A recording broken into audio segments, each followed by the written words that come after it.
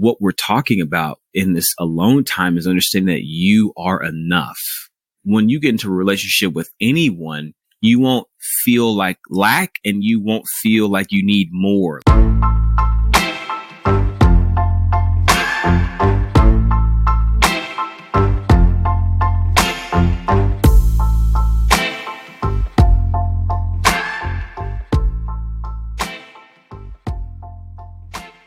Hey, lovebirds.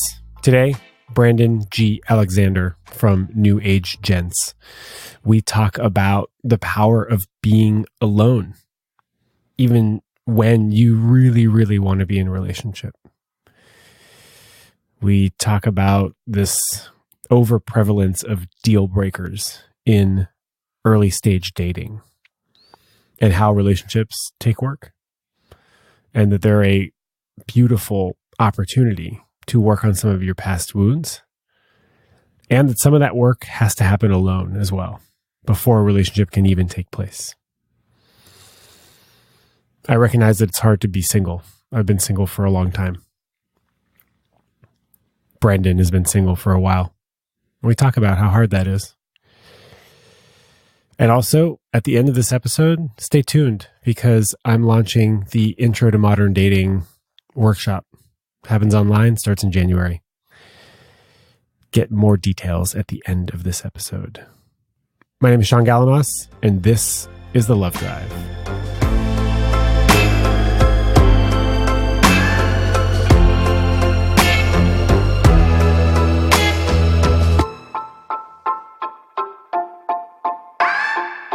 This isn't going to be really interview format. It's going to be more conversation format. Love it, man. Okay. Brandon, please introduce yourself. My name is Brandon G. Alexander. I'm an actor, founder, and creator of New Age Gents, and I'm also the co-host of a new talk show coming out called Men Talking Shift. You've been single for a while. Is that right? Yeah, man. Going on 2 years now, a little 2.5 years I've been single. My last, I guess you could say, serious relationship Was a couple years ago. Yeah. What's it feel like being single today? It ebbs and flows. It has its highs and it has its lows, right? There's a part of me that's like, I'm dodging the bullet, and I can just kind of move freely and do whatever I need to, and I don't have to do all the relationship things that are required in a relationship. It's just me. And then there's these moments of enjoying sharing life with someone in a very intimate and a very real way. But then I don't want to give that to just anybody. So that falls in that in between of like, do you get back into a relationship or do you take your time and you find someone who you want to give those moments to and share those moments with? I really like that you talked about not wanting to just give that up, not wanting to do that with just anybody. Yeah. And I run across a lot of folks that aren't really discerning with who they spend their time with. That's dangerous. Yeah. We have a finite amount of time and energy and resources, and we should prioritize who we spend our time with. And some people, I think, really just want to be in relationship. Being in relationship is more important than who they're in relationship with. People are prioritizing the idea over the actual person and process of what that even means to be in relationship with someone. There's a lot of energy exchange in a relationship. And so we have to be really careful about who we let into our life, because we're letting their energy, their experiences, their values influence us to a certain degree. Yeah. And still, some people just really want to be in a relationship. That's just, society seems to value the couple. I often wonder why that is. I think the intention is good, right? The intention is something that I wouldn't take away from what's happening. I think the intention is, we all, the one thing that we all desire right? Or the one thing we all want in life is love. And the one thing we all feel the need for or the want for in life is love. And so relationship is one way to achieve that, right? Mm. But what I feel is missed, and that it goes to in other areas of life with the singles of today or the millennials of today is the work, right? The work aspect of, okay, well, if I can become an entrepreneur tomorrow and then I get, 50,000 followers, 500,000 followers, I don't really have to do a lot of work per se. So I can achieve a thing without actually putting the work in to achieve said thing. So that's what I'm seeing with relationships as well, is like, I can have that without doing the actual work it takes to have the thing that I solely desire, or that I believe is such a good thing to have, or the thing that I want in life, right? But you're not really putting the work in. I've got a neighbor, and I was telling him I have been single for a long time, like 7 years, and I'm in a new relationship now, and it's fantastic. But at the time, I was talking to my neighbor, and he was aware of the fact that I wasn't in a relationship. And I said something along the lines of, yeah, I want to be really careful about who I'm in a relationship with because relationships require work. And he looked at me like I was crazy. Right. He was like, no, they don't. And I just don't know anybody other than that neighbor who doesn't have to put in some work into their relationship to make it connected and intimate, and to remove the friction that comes up along the way. And I guess there are some people that don't put any work into their relationship, and I wonder how good is that relationship. And also, I can't judge it because I'm not in it. From the books that I'm reading and the books that are out there on relationship, right? I mean, there's the internal work of your personal development within the relationship. And then there's then there's the work of the relationship and communication. You have two different people from two different walks of life. But like you said earlier, with two different experiences, you're going to not agree on everything. How do you navigate that? That takes work. That shit's not magic. That shit doesn't just fall into place. And it's like, oh, we found out the formula to how we can have a really, really great, happy relationship because you just nodded yes when I said, let's go have tacos tonight, and they really want Italian. Like, that's not how that works. Hey, I'm not in the mood for tacos. Okay, well, what are you in the mood for? I'm in the mood for Italian. Well, I don't really want Italian. Like, how do you navigate that to where it doesn't become an argument, right? And it doesn't become like, oh, well, you're stupid because you want tacos tonight. Mm. It's easy to do that to people, make them feel belittled or stupid or like they're dumb because of their choice that they're making when they're simply expressing a desire. Mm. But when that desire doesn't meet your internal want that you haven't fully expressed, right? Then you can find yourself in these really, really interesting areas of like, oh, I don't even know if I want to be with this person. Mm. How many, I don't know how many you know. I know so many people who tell me they've broken up with someone over the most minuscule, the most unvaluable, the most like not important thing because they didn't like the TV show someone watched, or the way they reacted to something, or the way they talked to certain people. Like it blows my mind. This just reminds me of this time that I was dating a woman, and I walked into her home, and she had not quite live, love, laugh painted on her wall, but pretty darn close. And that was almost a deal breaker for me. Wait, hold on. Wait, what? You know, that live, love, laugh, like that like motto that people have on pillows and stuff. She had that on the wall. But I'm like, a deal breaker? You have to break this down for me. I just didn't think I just never saw myself with the type of person. And this sounds bad because I can imagine that there are people that listen to this show that have stuff like that. And if that's the case, I love you all.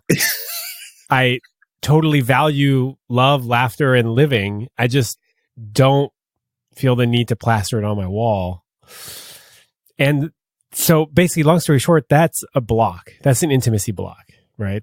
It's me not wanting to get close to someone and looking for a reason to do that. And I also think that it's pretty common nowadays in this new dating landscape where we have millions of people. I mean, you live in LA, you have millions of people at your fingertips on dating apps So you can keep looking forever and ever and ever. And if you go on a date with someone and their elbow skin is a little dry, you can be like, I'm out. I'm going to go look for more people. And that prevents us from connecting. Back in the day, in, whatever, the 1700s, there was like two available people in the village that you lived in. There was like the baker's daughter and the cobbler's daughter, and you picked one and then you lived happily ever after. Honestly, you didn't pick it. That's the crazy part. They picked it for you. This is my daughter. We're giving her away to your son. And then our companies or our businesses are now going to benefit from the resources of our families becoming one. I mean, that's what's interesting is before they didn't have a choice. And so, I mean, we talk about the concept of dating, right? That's a fairly new concept, in terms of the world. Now, what I find interesting about that is your idea of, and I would love to dive more into that, choice of a deal breaker, because our deal breakers are based on our own experiences, our upbringing, our view of the world.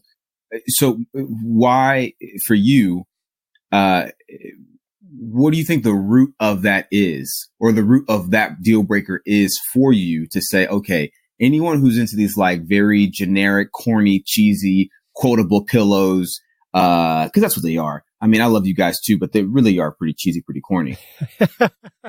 And really, and these businesses are making bank off of people for just putting up one word, like it's love made out of tinfoil. And you're like, oh my God, I want to pay $30 for that and put it on my wall because I watched Fixer Upper. But what do you think for you was the root of that deal breaker? Status, probably. Whew. Sheesh. That's honesty, buddy. Yeah. That is honesty. The person doesn't have the kind of status that I want to associate myself with. Wow. Yeah.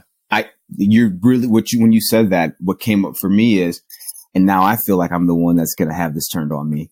Dang, I don't even know if I should say this because, I was out with someone and they had a particular food, and the way they were chewing that particular food really just set me on a different path. And I was like, you're great, but that thing right there, I can't do it. All right. Two things. First of all, is your mic like touching your beard or something? My sweater. Okay. Need me to move it? Is this better for you? Yeah. If there's a way because it translates pretty loudly on my end. Got it. We're doing this for the people, for the live, love, laughers. Okay. What was the food? Do I have to say it, Sean? I mean, you don't have to, but it would be a shame if you didn't. It just would be a dead giveaway. Oh man, I really. I have no idea. I have no idea what you're talking about. Full disclaimer, man, I can't say it. Oh, man. I have no idea what you're talking about because it's a dead giveaway. Oh man. The person. The food would be a dead giveaway of the person. Okay, well, don't do that. Yeah. So what about the way they were eating it turned you off? It just kind of came out of nowhere. It was like very loud. It was very like, and I was like, what the fuck? Are you serious right now? Like, and I get it. Like, I love when women are like, hey, I'm the real me. Like, I'm a messy eater. Like, I get that. I enjoy, you don't have to be dainty and super like, what's the word I want to use here? Like your etiquette doesn't have to be on 10, right? That's not what I'm talking about. But what I'm saying is there are some things like chewing loudly that are just irritations to me because I feel like they're inconsiderate in a sense, right? Some people have a real big aversion to that. There's actually some sort of condition where you're actively grossed out by someone's loud eating noises. So you might have that. You've diagnosed me. Here we go, guys. That feels different to me than me walking in and seeing "Live, Love, Laugh" on the wall for some reason. Well, the status thing is where I feel like the line is very similar. It may not be the same line, but the line may be the same tint of color. And that's because, let's say we were to go out to a nice dinner, right? Or a business dinner. And she's there with me and she starts chewing. Do you know what I'm saying? Like, yeah. I would feel some kind of way of like, they're probably noticing it. You'd be embarrassed. I'd be embarrassed. Yeah, that's really what it boils down to. Now, what's interesting about this particular conversation is, and full transparency, a lot of people who follow my page and follow my content forget that I'm an actual real person. So I post the content that speaks to them, that gives them it's an ideal and an idea. Now, when it comes to ideas and ideals, that doesn't necessarily mean that is how I show up every second of the day, every day, all week. It's about trying. I swear to you, like, it's about trying to be better. It's about trying and making an effort. When I say gentleman by choice, it means I'm a gentleman by choice. And some days I can be an asshole by choice. It's not bad to be, it's not bad. So when people consume so much positive content, I believe they forget sometimes that we're real people and that everyone's going to have real experiences, or they have things about them that are, they may not believe. Like, they may not believe, like, oh my God, Sean, didn't want to date a girl because she had live, laugh, love on her wall. That's so shallow. Or Brandon didn't want to date a girl because of the way she ate. That's so shallow in their minds. And then they see these very enlightened individuals with their podcasts about love and relationships and masculinity. And they can't believe that we have a very human side to us. Oh, it's very, very possible to be both. All right. I just got to go. I got to go here. Go, please. Your brand is New Age Gents, right? Correct. New Age Gentlemen. Yep. I reached out to you. I sent you some calendar invite. There was like a mix up on the days, right? Yeah. And then you emailed me and you said, I thought this was scheduled for Tuesday, period. I need Tuesday, period. And I got that and I was like, motherfucker.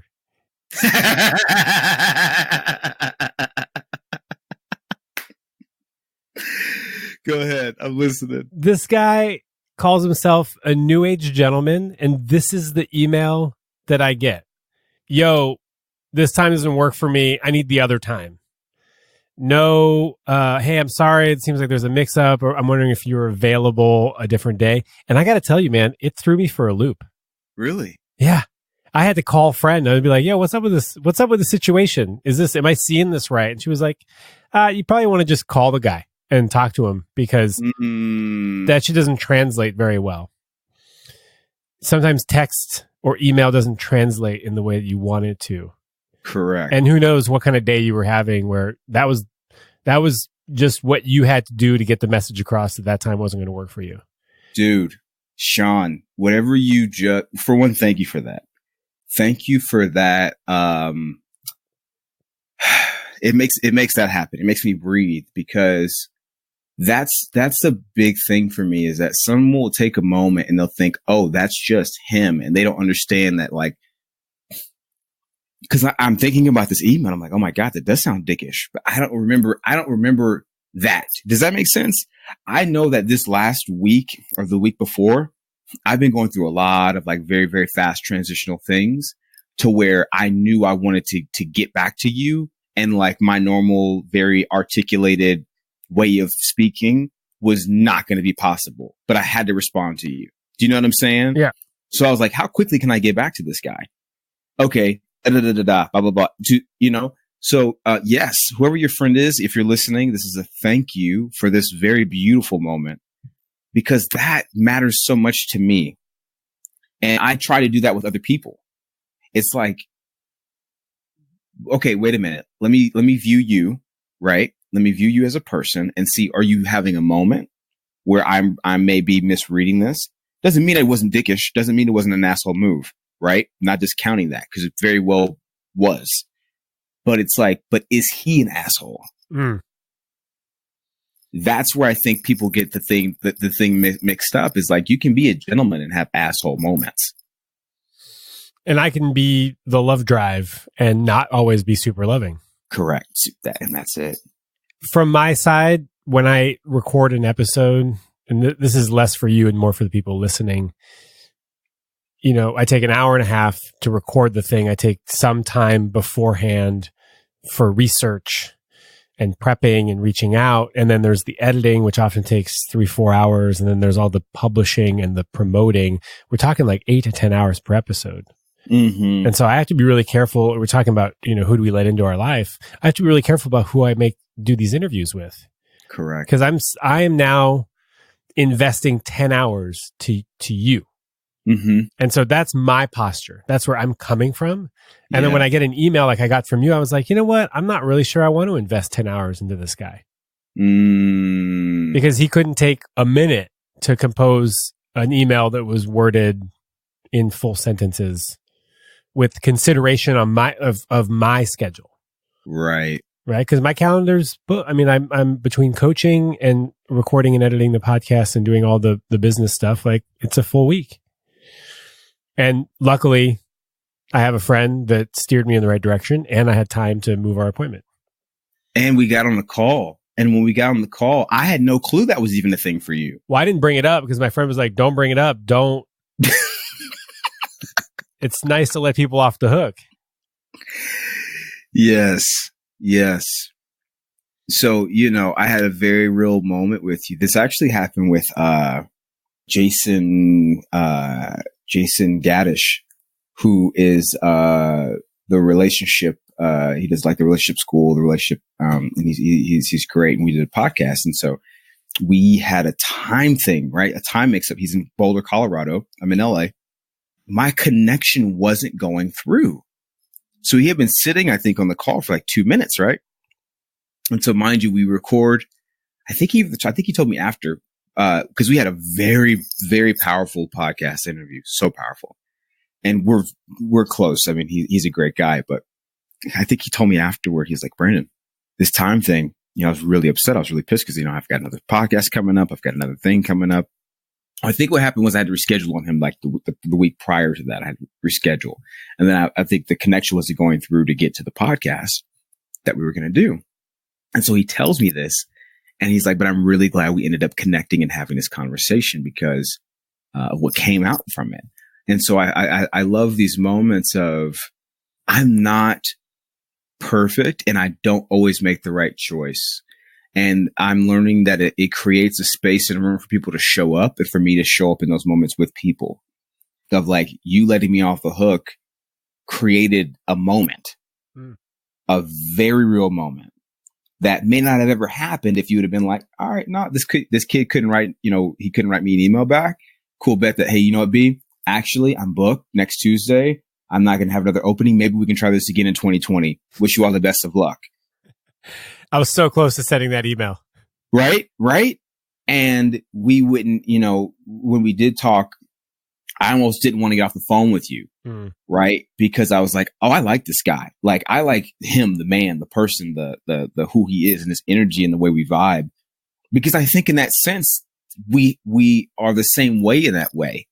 I have that same thing with other people where I'm like, I'm ready to write this person off or tell them no, or move away from something. And then someone will put something in my ear and that changes the complete trajectory of what was going to be to something very, very beautiful unfolding. Your email was like the live, love, laugh. Seriously. I was about to use it as an excuse not to connect. Wow. And that's too bad because I think that actually happens quite a bit in society nowadays and in dating nowadays, right? I mean, we were in an early stages of courtship. Very much so. Are we going to invest time together, right? Are we going to invest in this relationship? Wow. And we decided to. Yeah. Thank God. Thank God. I hope whoever's listening and is single and is out there dating, we were talking about toxicity in our last conversation. And I think a lot of people are mislabeling certain behaviors or certain behaviors and then saying that whole person is toxic. Someone could have read what I did in a dating phase and said, oh, he's a toxic male because he's whatever. And then you no longer even have the possibility of getting to know the real me. And I see a lot of women doing that to men because they believe they're toxic because they may have a trait that happened. Like, let's say he got really caught up in something, right? And he didn't text back or he didn't call back immediately. Let's say 24 hours, because with culture today, 24 hours is a month. So let's say he doesn't get back to you in 24 hours and he might post something on social media. Now, all of a sudden, because of what you're reading and what articles are telling you and relationship pages are telling you, well, if they don't have enough time to text you back or if they don't have enough time to call you back, then this person is genuinely an asshole or he's a dick or he doesn't deserve your time or whatever, right? So you read the post, it validates your feelings, and now you don't even have the opportunity to let him off the hook. This particular guy, not all guys, but this particular guy who, in a moment, may have been caught up or something else in life had been happening to where he wasn't able to text back or he wasn't able to call back. Now, I do understand, Sean, this is a very slippery slope for a lot of people because they'll say, well, I've let guys off the hook and he ended up being I get it. It happens, but there's a risk that you and I took that sometimes yields in a very beautiful reward. You just have to be willing to put yourself out there. And I think it's important to recognize that you can put yourself out there once or twice as a test to see if this person is going to re-engage or is going to value or prioritize you and connect with you, or are they just really not interested? Right. Because, and that's the hard part. The hard part is figuring out, where do I invest my priorities? Where do I invest my time? Right. And sometimes it's worth going one extra step to see, is this person worth it? Are they going to reciprocate? Can I let them off the hook? Or is this really sort of a sunken cost thing? It's not going to materialize. Sometimes I think we cut off before we really know, because it's easier to do that than to be vulnerable.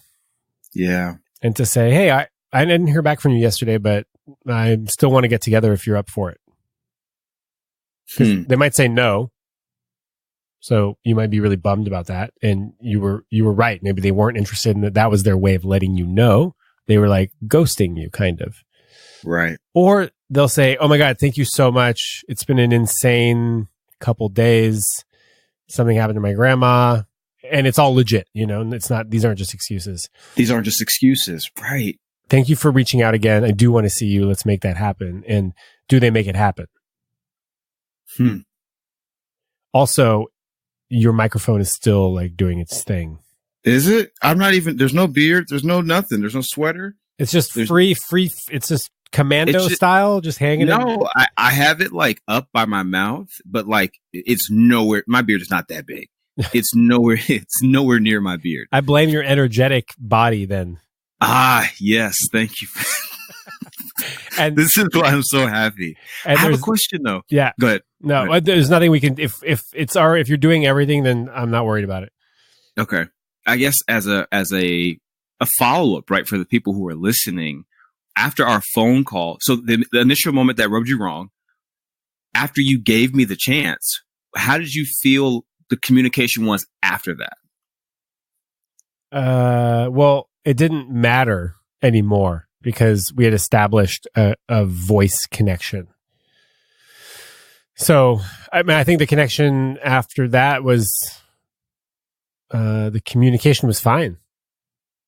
You actually sent me a couple messages unprompted, which was really nice. Actually, I felt valued. You even sent me a message today saying that you were looking forward to our call, and it wasn't a reply to my automatic reminders that we have a call coming up. I felt like you were saying good morning to me this morning, and I really liked it. That's good stuff, Sean. No, I because these are things that to hear the moment that you had and who I try to show up every day as, right? Which is that person, which is, let me be proactive. Let me show Sean that he's valued. Like I don't take this lightly, right? Like I'm not entitled to shit because I have a platform. I'm not entitled to an interview. I'm not entitled to someone saying, I love what you're doing. I'm not entitled to any of that. It's a privilege. It is a gift. It is, honestly, I'm mind blown every single day that we are able to do what we do, right? Somebody had an idea and said, let me create this platform called Instagram. And on this platform, you can attract up to millions and millions of millions of people, 10 million for someone like Will Smith and 50 million for Oprah and whatever the case may be. Like the limits are endless when it comes to this, of reaching people and souls and lives with a message. And so I don't take this lightly. And I want to also just say that I do value you. I do value your time, and I value your mission and what it is that what you want to accomplish in the world. And to be a male with this kind of voice and transparency is greatly appreciated. But someone did tell me one time, and they said, sometimes the changed behavior is the best apology, as opposed to, apologies are nice, right? Saying I'm sorry is nice. And it's never a cop out to say, well, I shouldn't say sorry. But I think the changed behavior ended up becoming the apology to something I didn't even know was an issue. Right? The acknowledgement of this and what we have and what we're able to build. I mean, this is platonic, right? We may talk about becoming romantic later after this podcast. Nice. But, but I find it very interesting that we don't really have this much value sometimes in our platonic relationships either. Okay, I have a guy friend that I've now connected with. How much value and time and effort am I going to put into this, even though I'm not getting sex, even though I'm not taking them out to dinner, even though I'm not whatever? Like, we're talking now male to male masculine relationships, or even a female friend who's platonic, right? I find it interesting that we're not putting that much value into them as well. Any relationship you don't tend to will eventually die. You got all the quotables today, Sean. That's just what I do. I'm a quote machine. I just simplify things. Yeah. I just simplify them. Any relationship, you don't tend to it. It's like a garden, And also I recognize that we only have so much time in a day or in a week or in a year. So we have to prioritize the ones that really, really nurture us and support us and give us energy so that we can have more of it for other people and for the greater good, right? Service to others. Yeah. That's what you do. That's what I do. That's what we're here to do. I really, truly believe that we're here to serve others. Yeah. Not above ourselves. We need to serve ourselves as well so that we can serve others. So what's that look like for you? That looks like saying no a lot. No is my default to partnerships, opportunities, collaboration, invites. Because I know that I have a finite amount of energy and I want to prioritize the relationships in my life that make me feel good, that support me, that build me up, that nurture me, that, people that hold space, people that value me as a person. Because the more love I get and share with those people, the more I have available for others. And so I'm intensely protective of my time. Intensely. And this is a great segue because I was single for a long time and I just really, I owned it. I wasn't dating because I wanted to be dating. I wasn't dating just because I didn't want to be alone. If I was going on a date with you, it's because I thought there was a potential there. There was going to be maybe an opportunity for us to build something interesting. I didn't do it because I was bored. When I was bored and I was swiping, I would delete the app because it was the wrong motivation, the wrong intention. If I'm swiping because I'm bored and you're swiping because you're bored and we match, can we even really build something from that intention? Wow. I'm not sure we can. So I value being alone. I think there's a lot of power in it. And we sort of touched on this on our first call.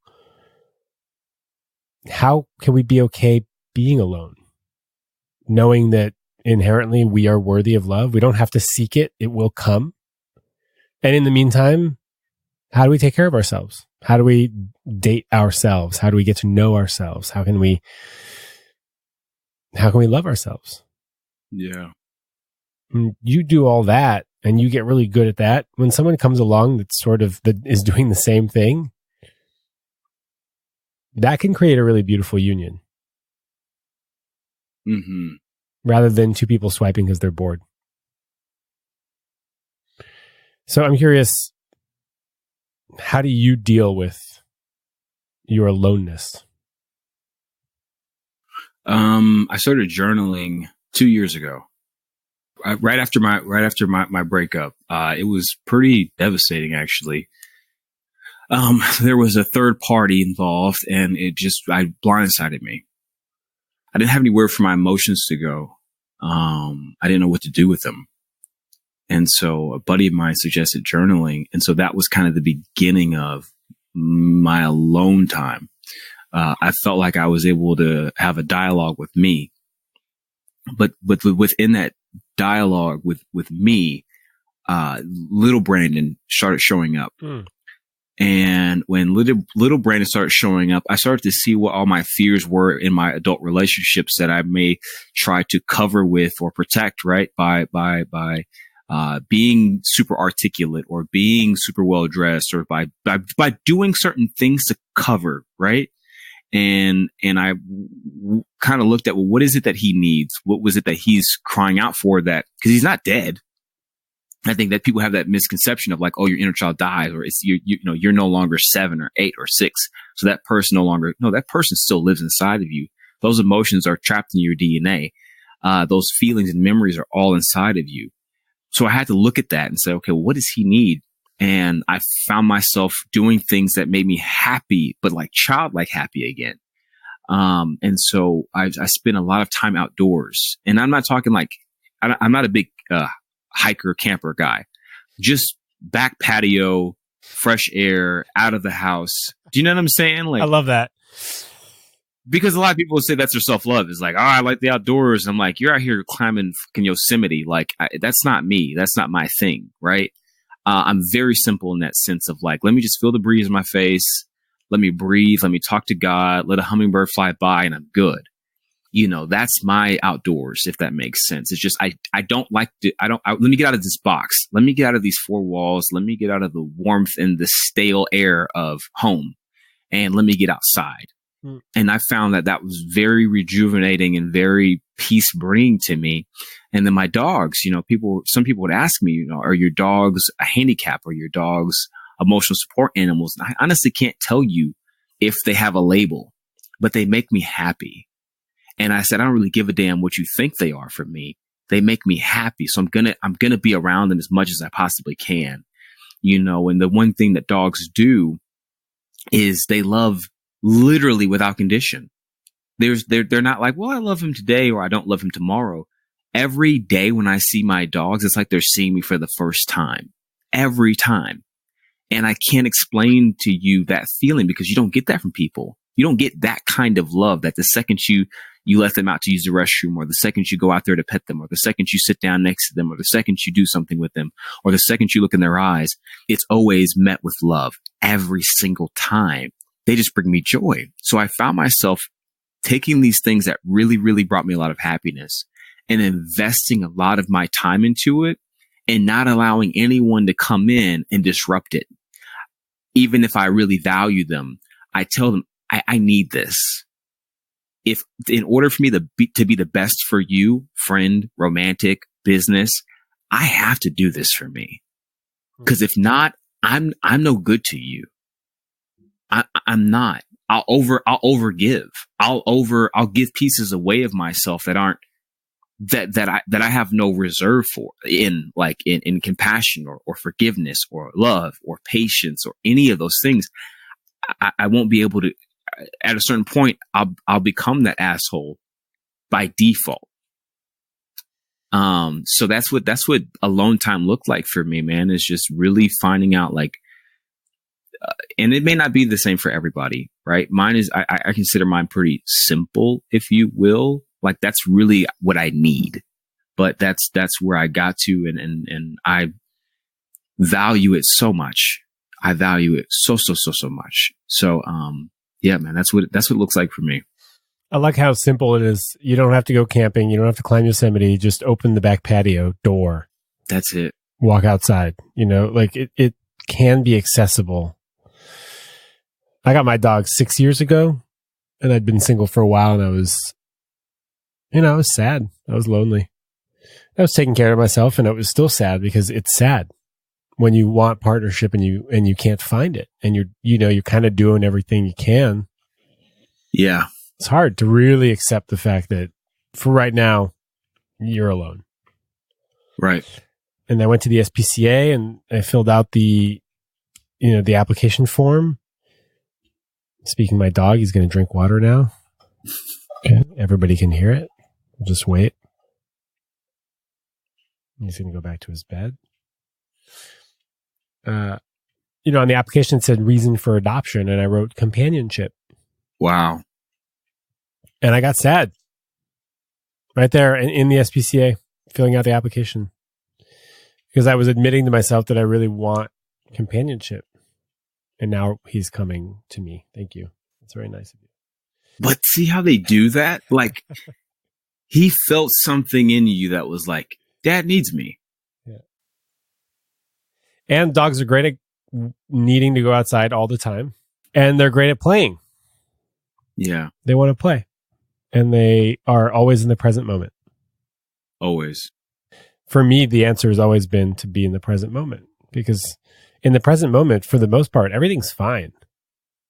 It's my future projections that are not fine. Yes. But right now, I mean, I'm warm, I'm cozy, I'm at home, I'm talking to a smart, awesome man. I've got a dog right here, I've got a little candle lit.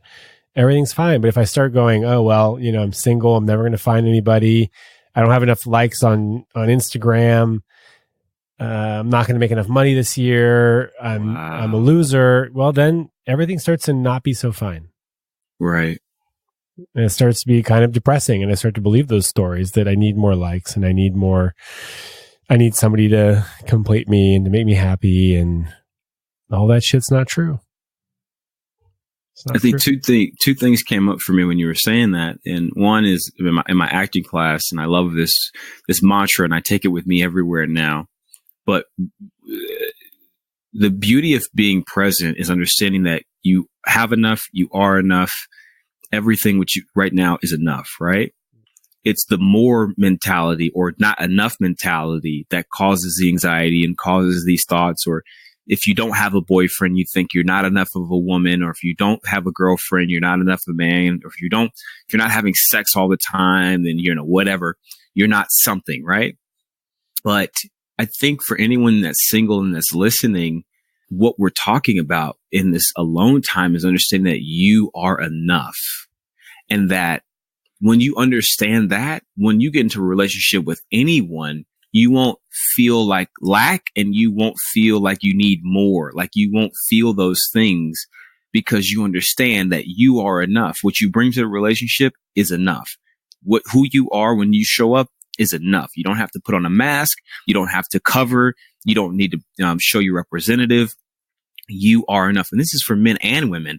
And I'm sure we talked about this. We have a very female heavy audience on both of our platforms, but this is for any man listening. Understand that you are enough. When it comes to money, when it comes to what kind of car you drive, when it comes to the dumbest things like height. I mean, I know how many guys struggle with this height thing of, I'm not tall enough, or or she only dates guys that are 6'2". And I'm like, come on, guys, don't allow that to stop you from seeing who you are, the beauty and the value you bring, and that a height does not make someone more valuable than you, more special than you, more amazing than you. It's merely what he was born into. It's just that's what his structure is. That's something that you have no control over, right? But what you do have control over is, how are you showing up? What kind of character do you have? What kind of heart do you have? How are you treating people? How are you creating spaces where you can let someone off the hook, or you can show compassion, you can show grace, you can have faith, and all of that? Understand that who God created you to be is the most amazing, perfect individual that you are meant to be. That's what you are. That there's nothing I could add to you or take away from you that would make you any less or more perfect. I mean, that's who you are. That's who you are. You want to play the change game for the rest of your life, or do you just want to accept it and know that it's enough, and that some people, not all people, some people will love you just the way you are. Just the way you are. You don't have to change a goddamn thing. Correct. And you might want to look at some of your behaviors. 1000%. You're perfect just the way you are, and you could use a little work. Correct. Everybody, you're all perfect, and you could use a little work. Correct. Because if there's no work, then it's over. And I don't believe that it's over. We haven't all gotten there. We're both there and we're not there.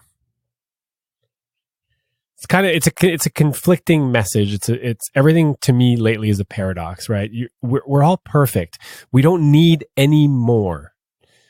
We're all deserving right now, and we could be a little bit kinder to ourselves and others. We could be a little bit gentler to ourselves and others. We could be a little bit more loving to ourselves and others. Yeah.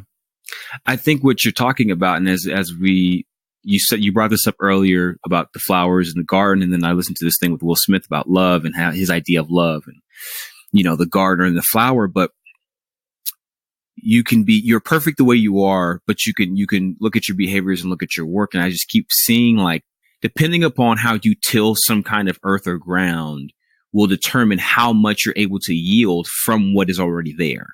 So if you only do the bare minimum, then you're only going to get the bare minimum reward of crop or whatever the case may be. The more work and time and energy you put into how you till and fertilize which is already there, you can actually produce what's limitless and possible in abundance with that same ground. But if you only do enough, then you only produce enough. But if you do more and you can really see what's underneath and what's possible, it's been there the whole time. And so I think when Sean is saying this, anyone listening, when you read books or when you go to seminars and when you go to therapy, and when you go all that's happening is something that's already inside of you is being unearthed. But we may have to dig a little deeper to get to it. We may have to pull up a little more dirt to get to it. We may have to pull up some more weeds to get to that thing that already exists inside of you. And so you don't have to do it the way Sean does it. You don't have to do it the way I do it. There's a way that you do it that is unique and specific to you, that when you show up in service, when you show up in kindness, when you show up in love, when you show up in compassion, and when you work on those things, your unique way of bringing that to the table and bringing that into a relationship is going to be so profoundly beautiful that no one could replicate it or mimic it, because it's how you show up in those situations. And then it doesn't matter if you're 5'4", 5'6", 5'8". Doesn't matter. And also, by the way, just as an aside, if you're shorter, plane rides are so much more comfortable. Just, right? It's yes, cost and benefit, pluses and minuses. Tall people hate planes. They do. They've got their knees in their armpits, and it sucks. Yeah. Super uncomfortable. No travel. Not that much travel. So we're all unique, and then also we're all fucking the same. We all want the same shit. We all want the same thing. We all want the same thing. And we want people to love us. We want to love people. We want connection. We want intimacy. We don't want to get hurt. We want to grow. We want abundance. We want ease, right? Ease, peace of mind, flow, less friction in our life. And we can all get there, to your point, in different ways. Yes. And I 100% agree that the answers are all inside. And a workshop, a seminar, a retreat, therapy, coaching, following Instagram accounts that inspire you, not make you feel bad about yourself. Correct. All that kind of stuff helps peel back the layers to unearth and allow to flower what is already inside you. Mm-hmm. And that is some cheesy shit. That is some live, love, laugh shit. But it's also true. It is. It's also true. So yeah, whoever says that it's not work, I'm wary of those people.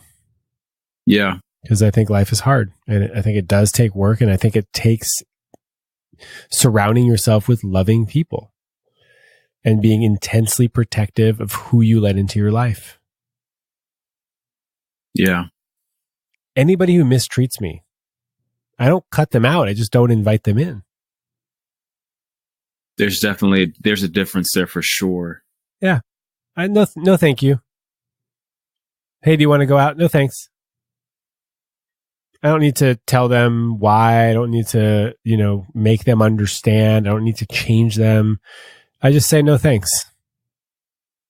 Yeah. Because it's not my job.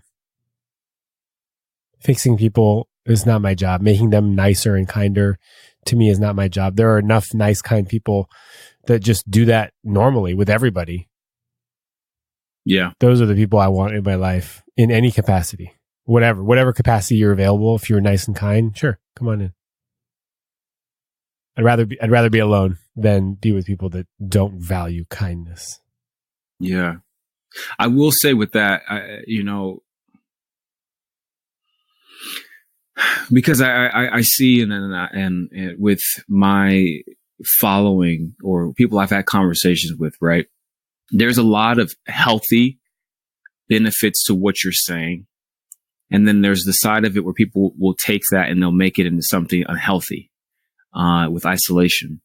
And they'll say to themselves, well, no one's treating me right or no one loves me. So I'm just going to be alone. Or I'm not going to, whatever the case may be, or they'll stay single because they think they're happy or, this is the way to stay safe and protect myself. And I think the thing to take away from what we're saying and with this conversation is you have to really examine your behavior, but then how are you viewing people on the outside?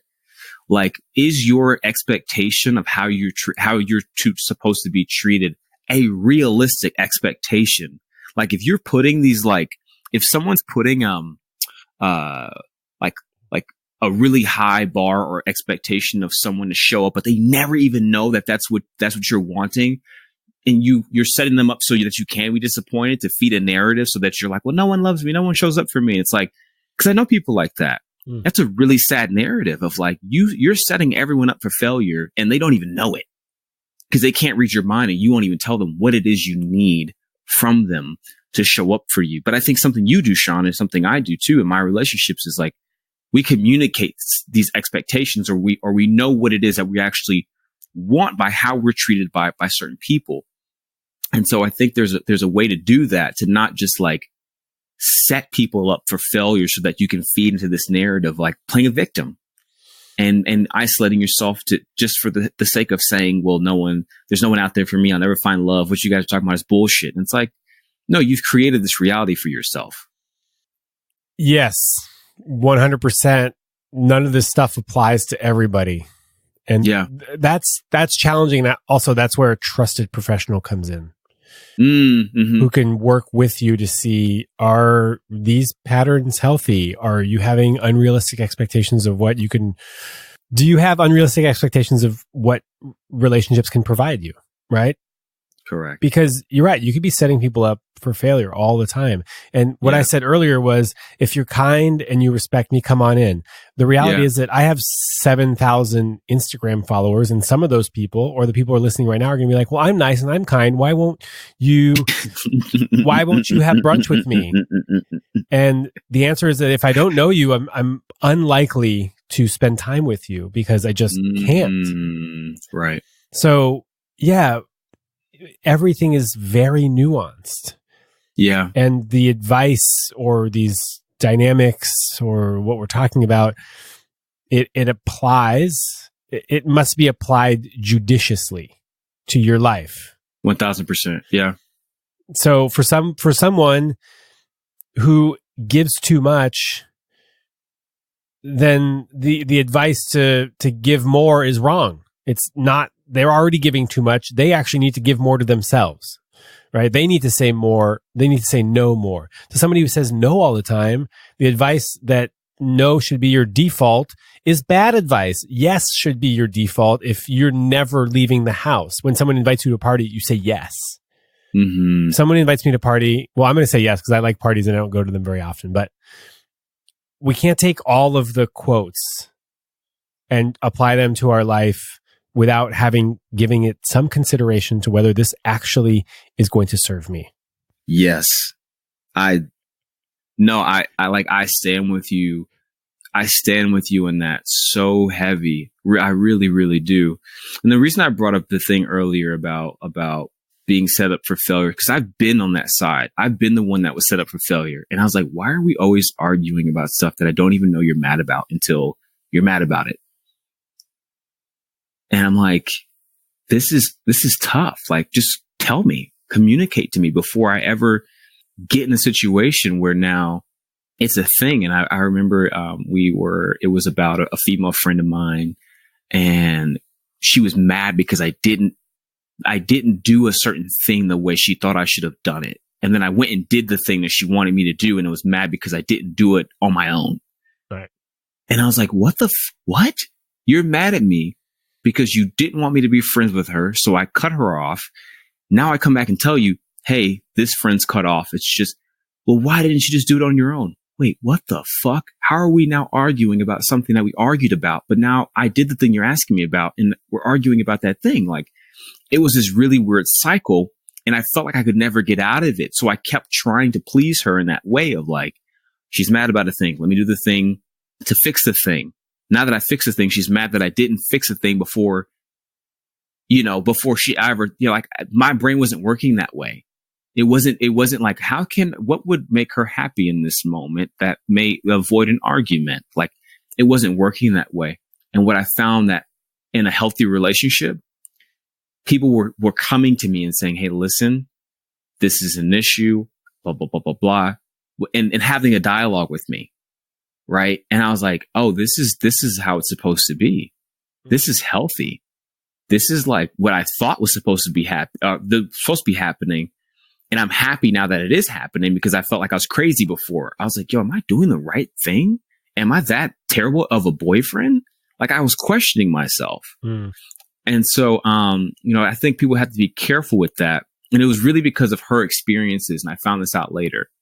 Her experiences, she never felt like someone was choosing her.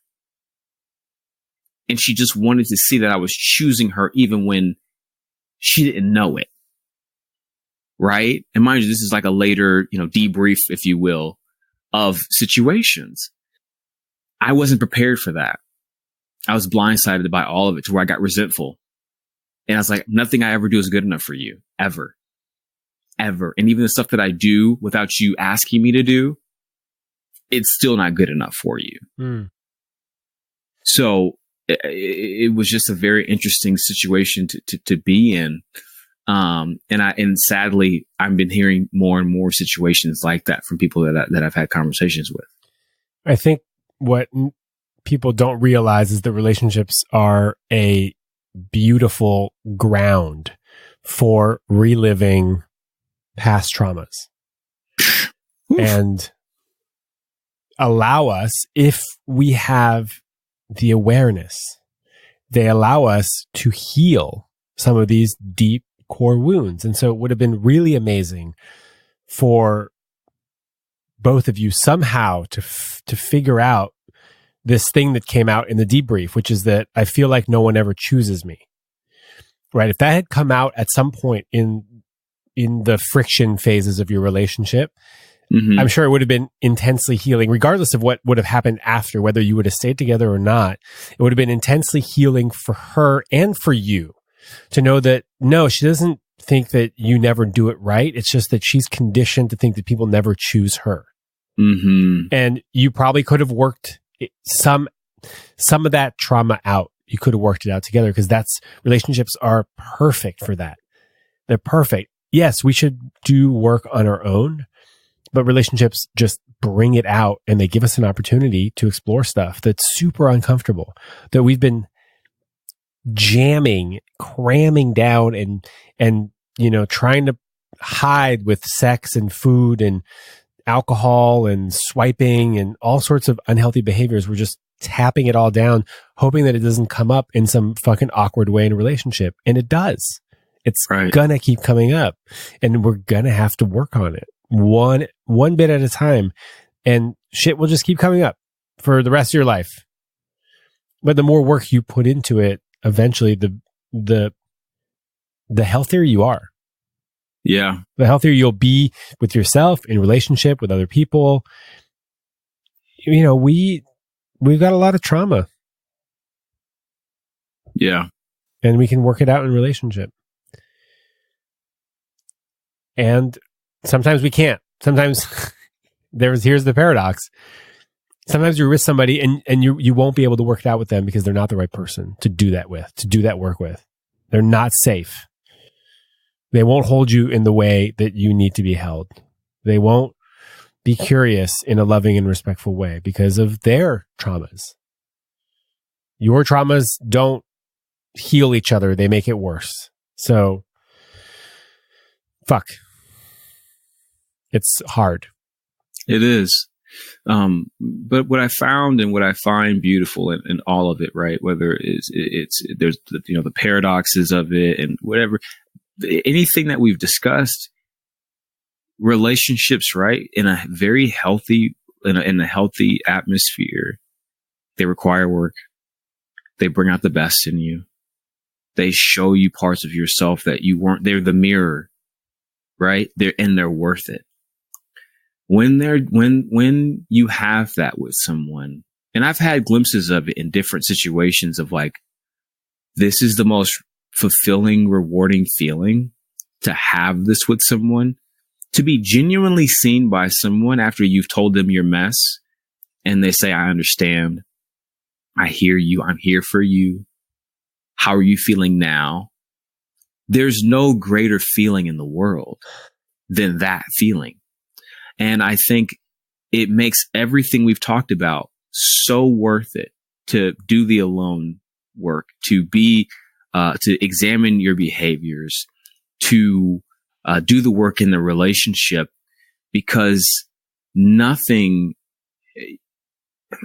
this is all cheesy and cliche, everything we're talking about really at the end of the day, like nothing worth having will come easy, right?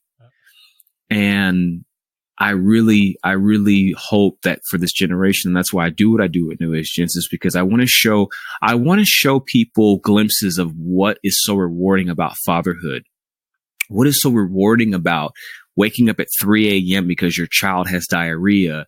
What's so rewarding about, being with your wife, but now she has cancer, and standing by her side through that kind of sickness and illness, and showing people the power of love at the end of the day will supersede everything we've talked about. But it has to be done in love. It has to be done in love. So that's really my hope for this generation, is they understand that love surpasses all. Amen. That's a beautiful message, and it's really important. Yeah. Yeah. Where can we find you? You guys can find me at New Age Gents, not New Agents. I'm not a real estate agency. New Age Gentlemen on Instagram, New Age Gents on Facebook. You go to the website, newagegents.com. And if you want a hoodie, Gentleman by Choice, for your son, for your husband, you can find us at etsy.com, shop New Age Gents. What does love mean to you?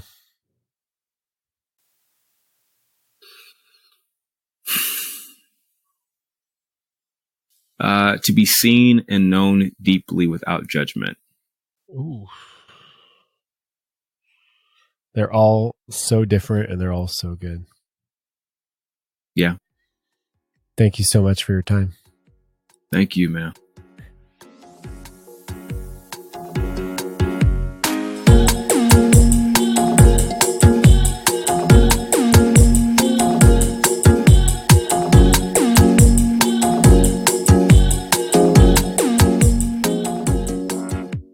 Hey, lovebirds. Thanks for spending this time with me and Brandon G. Alexander. And as promised, the Intro to Modern Dating workshop starts on January 9th of 2020.